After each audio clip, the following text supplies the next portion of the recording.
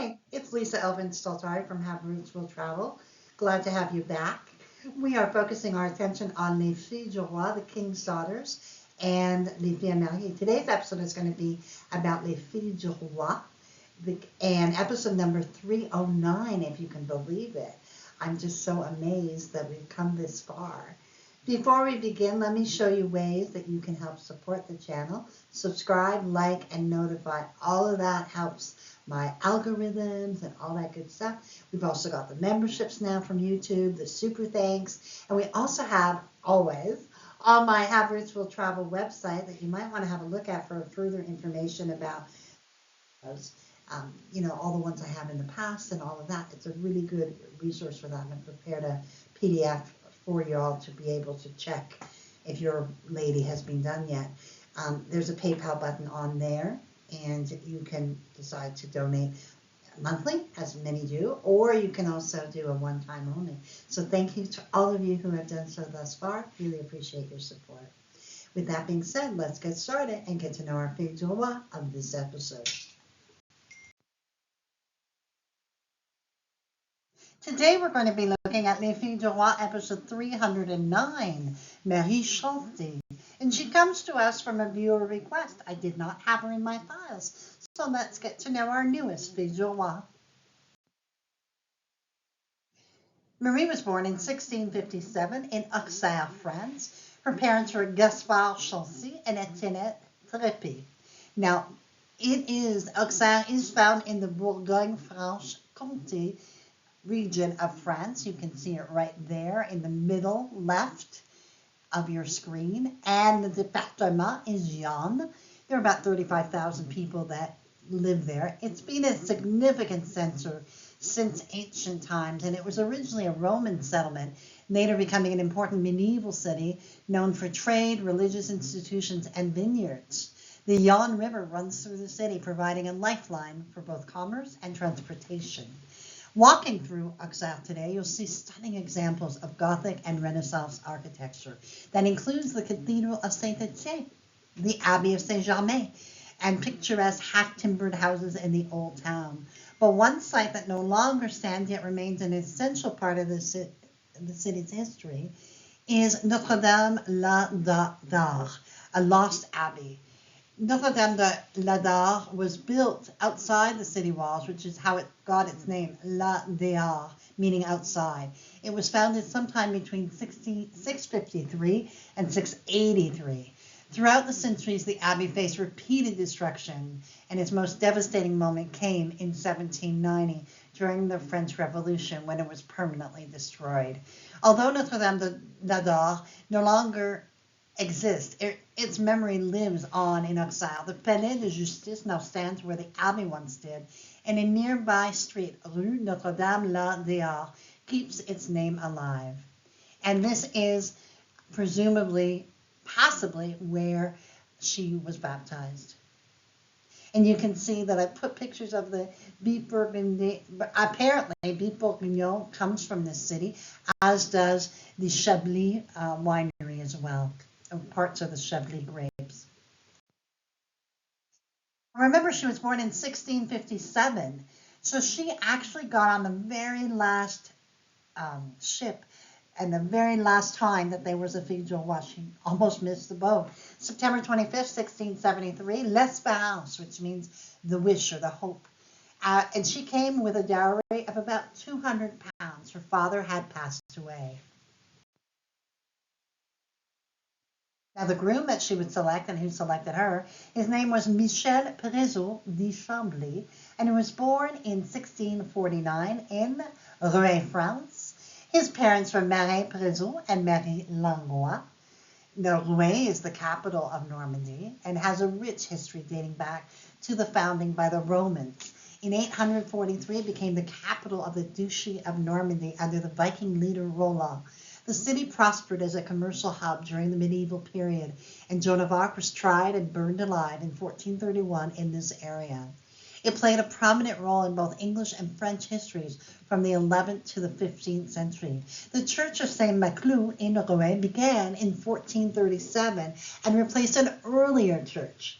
The church is dedicated Saint Maclou, one of the 7 founder saints of Brittany.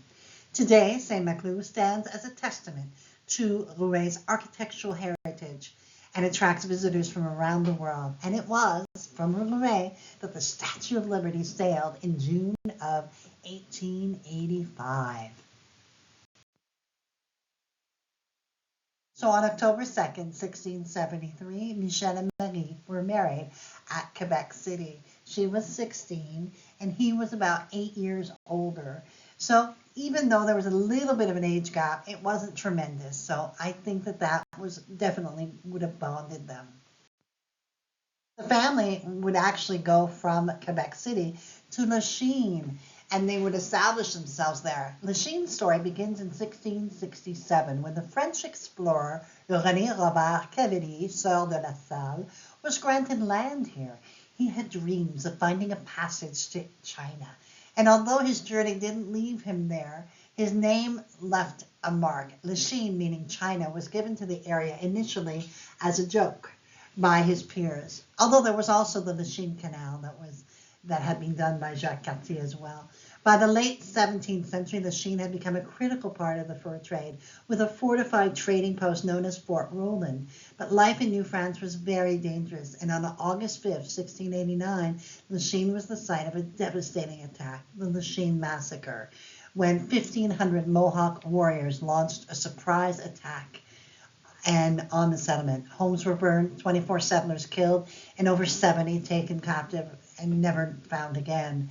This conflict was part of the ongoing conflict between the French and the Iroquois during this period. Despite such hardship, Lachine continued to grow, and by the 19th century, it became a hub of industry and transportation. The Lachine Canal, completed in 1824, changed everything. It allowed ships to bypass those treacherous Lachine Rapids and open up a key route into the interior of North America. This transformed Montreal into an industrial powerhouse. Lachine went through several administrative changes, becoming a village first in 1848, a town in 1872, and a city in 1909. It later merged with neighboring areas and in 2002 officially became a borough of Montreal. Today, Lachine proudly preserves its past. We have Le Musée de Lachine, located in Le Bar-le-Moine House, Montreal's oldest standing structure.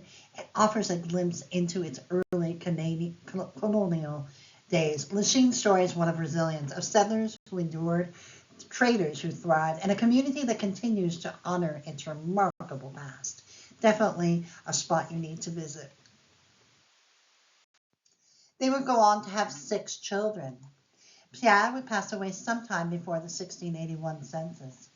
Marie Catherine would marry Pierre Clément and have 10 children, 7 of whom made it to adulthood. Marguerite would marry Jean-Baptiste Gaultier and have 4 children, all of whom made it to adulthood. She would also have a natural son by an unknown man. Marie-Madeleine would pass away in infancy. Madeleine would pass away at 4 years of age. Françoise would pass away in infancy. And in the 1681 census, we find Michel and Marie with their children. They have Marie and Marguerite at that point, and they also have 1 gun and 6 arpents, about 4 to 5 acres of land.